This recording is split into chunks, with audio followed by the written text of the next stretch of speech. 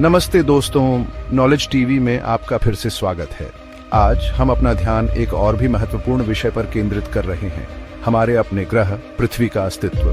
हम उन 10 मानव निर्मित आपदाओं में गहराई से उतर रहे हैं जो प्रोफेसर स्टीफन हॉकिंग की भविष्यवाणी के अनुसार जीवन को, जैसा कि हम जानते हैं, समाप्त कर सकती है। ये खतरे बहुत ही वास्तविक हैं जिनका सामना मानवता को करना ही होगा अगर हम तारों के बीच अपना भविष्य सुरक्षित करना चाहते हैं। टकराव के रास्ते पर आ रहे एक विशाल उल्कापिंड के विपरीत ये खतरे हमारे अपने ही कर्मों का परिणाम है, और इसका मतलब है कि हमारे पास रास्ता बदलने, एक बेहतर कल के लिए नया करने और सहयोग करने की शक्ति है। चलिए शुरू करते हैं। स्टीफन हॉकिंग द्वारा भविष्यवाणी की गई उन 10 मानव निर्मित आपदाओं की हमारी उलटी गिनती में आपका स्वागत है, जो पृथ्वी को संभावित रूप से समाप्त कर सकती है।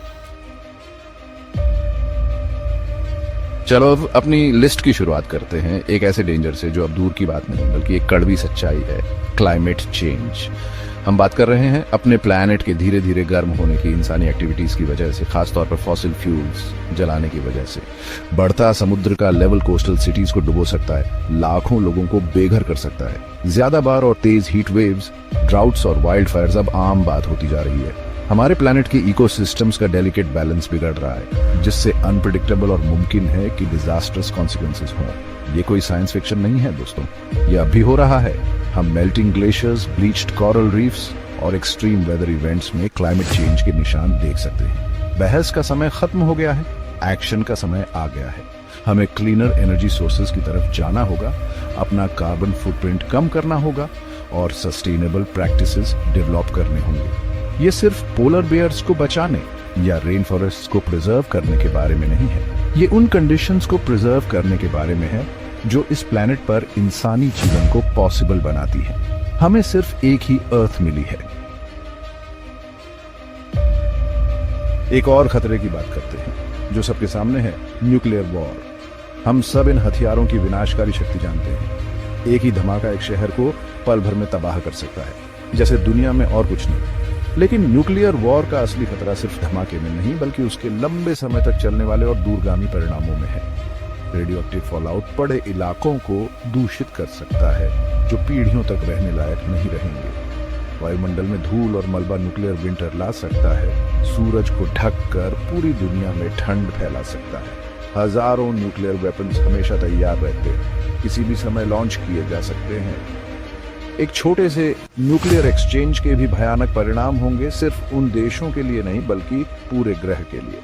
हमें इन मैस डिस्ट्रक्शन वेपन्स को पूरी तरह खत्म करने की दिशा में काम करना होगा। हमें कूटनीति, बातचीत और शांति की जरूरत है। भविष्य पहले से तय नहीं होता, यह आज हम जो चुनाव करते हैं उनसे बनता है। सोच समझकर चुनाव करें। चलो अब बात करते हैं एक और खतरे की, प्रदूषण की। हम बात कर रहे हैं हवा, पानी और जमीन के गंदी चीजों से दूषित होने की। ये सिर्फ कचरा या धुएं से भरे शहरों की बात नहीं है। हर साल लाखों लोग प्रदूषित हवा के कारण समय से पहले मर जाते हैं। पानी का प्रदूषण हमारी नदियों, झीलों और समुद्रों को गंदा कर रहा है, पानी के जीवों को मार रहा है और हमारे पीने के पानी को खराब कर रहा है। जमीन का प्रदूषण हमारी मिट्टी को खराब कर रहा है, जिससे खाना उगाना और जीवन को सहारा देना मुश्किल हो रहा है। हम अपने कचरे और कारखानों के बाय प्रोडक्ट से अपने ग्रह का दम घोंट रहे हैं। बढ़ते प्रदूषण के नतीजे बहुत बुरे हैं। ये उस हवा की बात है जो हम सांस लेते हैं, उस पानी की जो हम पीते हैं और उस खाने की जो हम खाते हैं। हमें फॉसिल फ्यूल्स पर अपनी निर्भरता कम करनी होगी, रिन्यूएबल एनर्जी में इन्वेस्ट करना होगा और साफ सुथरी इंडस्ट्रियल प्रोसेसेस डेवलप करनी होंगी। हमें अपनी आदतों के बारे में और सोच समझकर कम कचरा पैदा करना होगा। यह हमारा एकमात्र घर है और अब समय आ गया है कि हम इसे इसी तरह से ट्रीट करें। अगला मुद्दा थोड़ा नाजुक है लेकिन बहुत जरूरी है, बढ़ती आबादी। हमारी धरती पर सीमित संसाधन है। दुनिया की आबादी 8 अरब के करीब पहुंच रही है, जिससे धरती पर बोझ बढ़ता जा रहा है। ज्यादा लोग मतलब ज्यादा खाने, पानी, बिजली और जगह की जरूरत। इससे जंगल कटते हैं, जानवरों के घर बर्बाद होते हैं और कम संसाधनों के लिए लड़ाई बढ़ती है। अगर आबादी ऐसे ही बढ़ती रही तो अंजाम बहुत बुरे हो सकते हैं। खाने की कमी, पानी की किल्लत, लोगों का पलायन और कम होते संसाधनों के लिए झगड़े बढ़ेंगे। ये सब अशांति, दुख और शायद दुनिया के विनाश का कारण बन सकता है। हमें आबादी को नियंत्रित करने के बारे में खुलकर बात करनी होगी। हमें महिलाओं को सशक्त बनाना होगा, लड़कियों को शिक्षित करना होगा और परिवार नियोजन के बारे में जानकारी देनी होगी। हमें कम इस्तेमाल करने और कम बर्बाद करने के तरीके ढूंढने होंगे। यह सिर्फ संख्या का सवाल नहीं है, यह सभी लोगों के अच्छे और खुशहाल भविष्य की बात है। अब चलिए ध्यान देते हैं कुदरत के खिलाफ हो रहे एक बहुत बड़े जुर्म पर, पेड़ों की कटाई।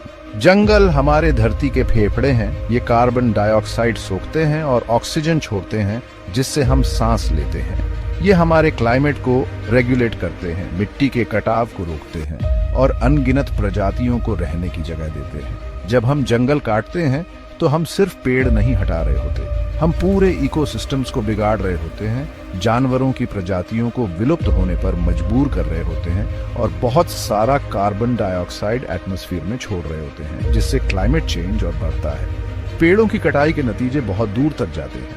हम बात कर रहे हैं और भी ज्यादा एक्सट्रीम वेदर इवेंट्स की, कम बारिश की और ज्यादा रेगिस्तान बनने की। हम बात कर रहे हैं बायोडायवर्सिटी के नुकसान की, जो इकोसिस्टम्स को कमजोर बनाता है और उन्हें कोलैप्स होने के लिए ज्यादा वल्नरेबल बनाता है। हमें अपने बचे हुए जंगलों की रक्षा करनी होगी और सस्टेनेबल फॉरेस्ट्री प्रैक्टिसेस को बढ़ावा देना होगा। हमें खेती और विकास के लिए पेड़ों की कटाई के विकल्प ढूंढने होंगे। अब समय आ गया है कि हम जंगलों को हमारे गृह और हमारे खुद के सर्वाइवल के लिए जरूरी इकोसिस्टम्स माने। चलो अब एक ऐसे खतरे के बारे में बात करते हैं जिसके बारे में ज्यादा बात नहीं होती, लेकिन वो कम खतरनाक नहीं है। Ocean acidification. समुद्र एक विशाल स्पंज की तरह काम करता है जो वातावरण से कार्बन डाइऑक्साइड सोखता है, लेकिन जैसे जैसे हम हवा में ज्यादा से ज्यादा CO2 डालते जा रहे हैं, समुद्र और ज्यादा एसिडिक होता जा रहा है। ओशन एसिडिफिकेशन की वजह से कोरल, सीप और प्लैंकटन जैसे जीवों के लिए अपने खोल और कंकाल बनाना मुश्किल हो जाता है। ये जीव समुद्री फूड वेब की नींव है। इनके कम होने से पूरे समुद्री पारिस्थितिकी तंत्र पर असर पड़ सकता है। ओशन एसिडिफिकेशन के नतीजे बहुत बुरे हो सकते हैं। हम मछली पालन उद्योग के खत्म होने, जैव विविधता के नुकसान और पूरे समुद्री पारिस्थितिक तंत्र के बिगड़ने की बात कर रहे हैं।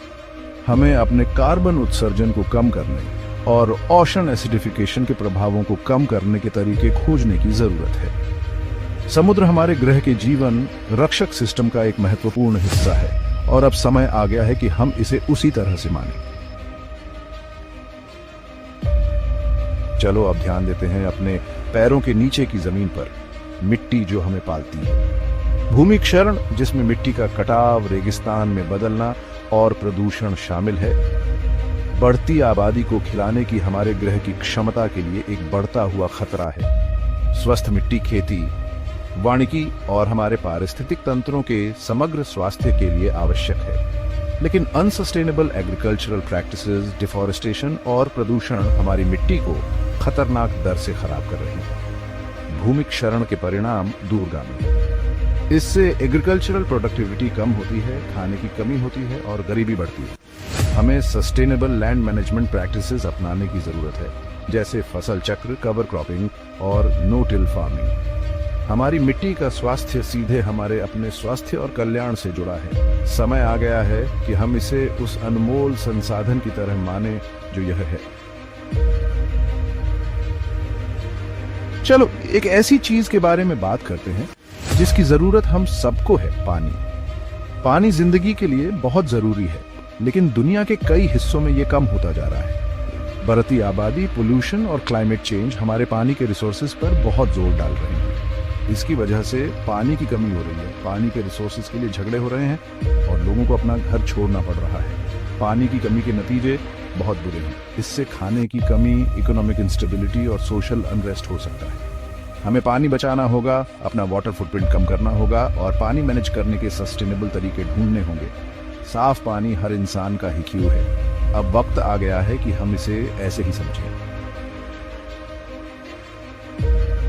अब चलो बात करते हैं पृथ्वी पे जीवन की अद्भुत विविधता के बारे में, हमारे ग्रह की बायोडाइवर्सिटी।